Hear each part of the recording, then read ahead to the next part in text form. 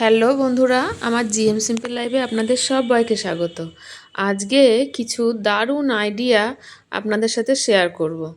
ঘরে থাকা এমন কিছু জিনিস হয়তো আমাদের ডেট ওভার হয়ে যায়, মানে এক্সপায়ারি ডেট পেরিয়ে যায়, তারপরেও জিনিসটা ফেলে দিলে খারাপ লাগে। হয়তো এমনও কিছু জিনিস আছে যে জিনিসগুলো এক্সপায়ার হয়ে যাওয়ার পরেও আমাদের কিন্তু উপকারে আসে। তো আমরা একটা সময় প্রচুর পরিমাণে হ্যান্ড স্যানিটাইজার আমরা বাজার থেকে কিনে কিনে এনে রেখেছিলাম, কিন্তু এতটাই পরিমাণে কেনা হয়ে গেছিল যেটা এখনো পর্যন্ত রয়ে গিয়েছে বোতল বোতল, সেটা ফেলতে পারছি না।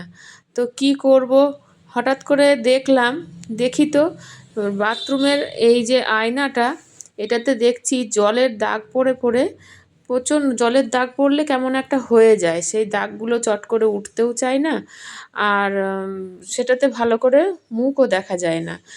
তো দেখছিলাম যে এটা, আর ঘরও পরিষ্কার করছি, তার মধ্যে দেখতে পাচ্ছি যে এরকম একটা, দেখুন কি অবস্থা, হ্যান্ড স্যানিটাইজার আমার রয়ে গিয়েছে। একটা না, এরকম টুকটাক আছেই কিছু জিনিস। তো ফেলে দেব, রাখাই ছিল। তারপরে সেটাকে নিয়ে দেখলাম যে এটা এইভাবে কাজে লাগালে কেমন হয়। তো নিজে যেহেতু ইউজ করেছি সেহেতু আপনাদেরকে সেটা শেয়ার করতে আমার কোনো অসুবিধেই নেই।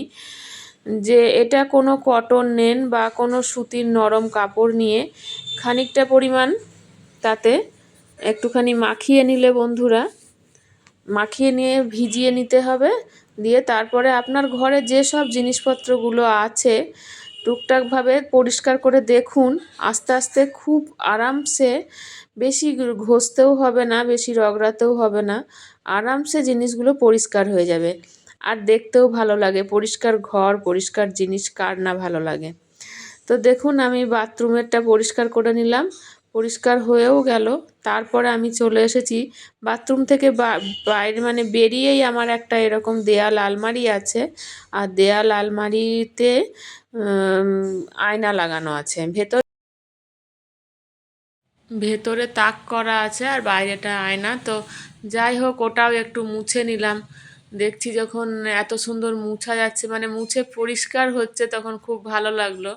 সেই জন্য এইটাও মুছে নিলাম। তারপরে আবার ভাবলাম যে ওইদিকে যাই, ওইদিকে গিয়ে দেখি আর কি মোছা যায়। তো পরিষ্কার এত সুন্দর হচ্ছিল, মানে ধুলোগুলো না পুরো উঠে চলে আসছিল।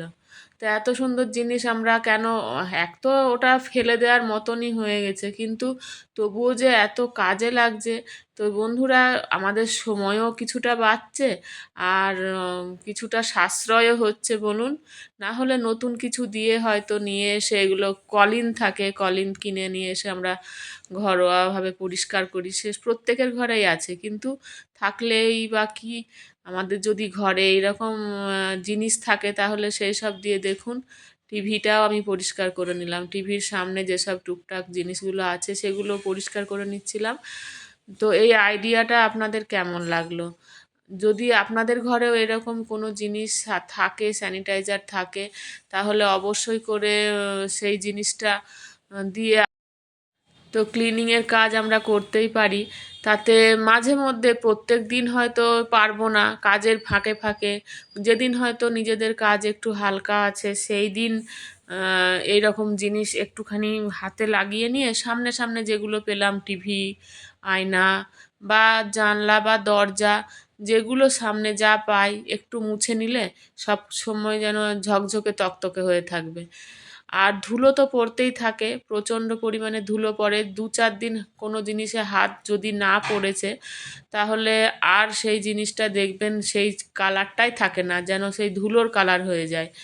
তো প্রত্যেকের ঘরেরই এই একই অবস্থা। তো এই সবগুলো পরিষ্কার করে নিলে ভালোও লাগে, কাজের ফাঁকে ফাঁকে যদি আমরা পরিষ্কার করে নিতে পারি। এইরকম কিছু কিছু আইডিয়া আমার নিজে নিজে করি, তো সেইটা ভাবি আপনাদের সাথে একটু শেয়ার করি, আপনাদেরও কিছুটা উপকারে আসবে। তো এই যে সোফার হাতলটা, সেটাও দেখছি ধুলো পড়ে আছে, সেটাও একটু মুছে নিলাম। সামনে, চোখের সামনে যেটুকু পড়লো, বেশি ধরুন সারা দিন ধরে পরিষ্কার করে গেলাম সেরকম নয়, সকালে হয়তো 1 ঘন্টা একটু সময় দিলাম, সেই সময়টুকুর মধ্যে যতটুকু পারলাম, হাতের কাছে যেটা পেলাম সেটাই একটু পরিষ্কার করে মুছে নিলাম। তাতে আমাদের কোনো অন্য কাজের হ্যাম্পারও হয় না, আর সুন্দরভাবে সে কাজগুলো আমরা করে নিতে পারি। পরিষ্কার পরিচ্ছন্ন রাখতে সবাই আমরা পছন্দ করি, আর এই দায়িত্বটা তো বিশেষ করে আমাদের মেয়েদের উপরই পড়ে। তো বন্ধুরা, আপনাদের যদি এইসব আইডিয়াগুলো ভালো লেগে থাকে তাহলে অবশ্যই আমার চ্যানেলটি সাবস্ক্রাইব করে নেবেন এবং বেল বাটনে ক্লিক করতে ভুলবেন না। নতুন নতুন টিপস কিছু নিয়ে আপনাদের সামনে হাজির হয়ে যাব, যেটা আমি উপকার পেয়েছি সে উপকারটা আশা করি আপনাদেরও আসবে উপকারে। তো দেখুন, আর একটা জিনিস আমি নিজেও খুব উপকৃত হয়েছি, সেই জন্য আপনাদের সাথে শেয়ার করছি। ছাতু বা আটা যাই আসুক না কেন, আমরা তো সবসময় সেটাকে চেলেই ব্যবহার করি। তো চালার ধরনটা দেখুন বন্ধুরা, আমি এত উপকৃত হয়েছি এই আইডিয়াটা নিজে করে। তো মা বসেছিল সামনে, মা তাকিয়ে তাকিয়ে দেখছে, বলছে আর কত দেখবো, এইসব বলা বলি করছে, আর আমিও হাসছি, আমারও খুব মজা লাগছে।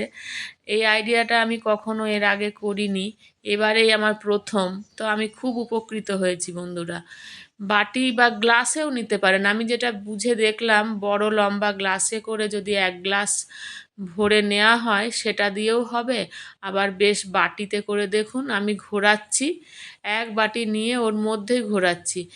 তো এত সুন্দরভাবে মানে একটা জায়গায় স্থির হয়ে পড়ছে। না হলে অন্য সময় করে দেখেছি চারিদিকে বন্ধুরা, যখন চালনিটা এমনি করে 2 হাতে করে নড়িয়ে চালতাম, তখন দেখতাম চারিদিক একদম উড়ে গিয়ে পড়তো, মানে পেপার, থালা পেপার বাদ দিয়ে বাইরে পড়তো, আর সেগুলো আমার নষ্টও যেত, ফেলাও যেত, সেগুলো তো তুলে কিছু করা যাবে না। আর এত নোংরা হতো চারদিকটা, নিজের কাপড়ে চোপড়ে গায়েও লেগে যেত। তো এটা করার পর বন্ধুরা এত উপকার পেয়েছি, আমি তো দ্বিতীয়বার থেকে আর কখনো এরকম ধরনের ভাবে করব না, এভাবেই করব। আপনারাও ট্রাই করে দেখবেন বন্ধুরা, আশা করি আপনাদেরও ভালো লাগবে। চলুন আবার নতুন কিছু নিয়ে, নতুন আইডিয়া নিয়ে হাজির হব। আসছি এখন, টাটা সব্বাইকে।